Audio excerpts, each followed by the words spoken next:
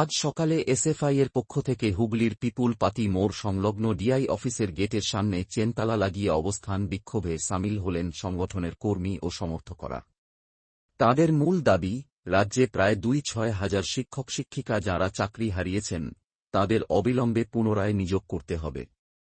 সেই সঙ্গে দ্রুত প্রকাশ করতে হবে যোগ্য ও অযোগ্য প্রার্থীদের তালিকা। এই দাবিকে সামনে রেখেই আজ সকাল থেকেই ডিআই অফিসের প্রধান গেটে তালা ঝুলিয়ে বসে পড়েন এসএফআই কর্মীরা।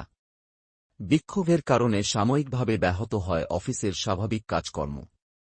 সংগঠনের পক্ষ থেকে জানানো হয়েছে, শিক্ষাক্ষেত্রে দুর্নীতি ও অবিচারের বিরুদ্ধে এই আন্দোলন চলবে যতদিন না তাদের দাবি পূরণ হয়। ঘটনাস্থলে উপস্থিত ছিল পুলিশ বাহিনী, তবে পরিস্থিতি ছিল নিয়ন্ত্রণে। ক্যামেরায় রূপমের সাথে উপেন্দ্রনাথ কোল্লার রিপোর্ট, তারা নিউজ হুগলি।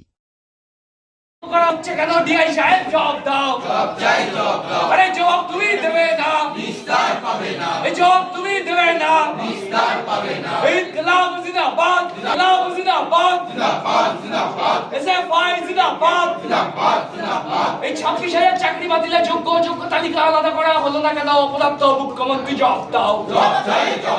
২৬ জনগণের স্বার্থে এসএফআই লড়ছে, লড়াই লড়াই লড়াই চাই, লড়াই করেই বাঁচতে চাই। ইনকলাব জিন্দাবাদ। পর্যন্ত দিয়ে তালা খুলছে না, খুলবে না। যোগ্য শিক্ষকদের স্কুলে বেরানো না পর্যন্ত দিয়ে তালা খুলছে না, খুলবে না। লড়াই লড়াই লড়াই চাই, লড়াই করেই বাঁচতে চাই, ইনকলাব চাই, লড়াই করেই বাঁচতে চাই। ইনকলাব জিন্দাবাদ, জিন্দাবাদ জিন্দাবাদ এসএফআই জিন্দাবাদ, জিন্দাবাদ জিন্দাবাদ, জিন্দাবাদ। স্বাধীনতা গণতন্ত্র সমাজে তন্ত্র জিন্দাবাদ। সারা রাজ্য জুড়ে কিরকম পরিস্থিতি চলছে আপনারা তো সকলেই অবগত আছেন। ২৬,০০০-এর চাকরি চলে গেল।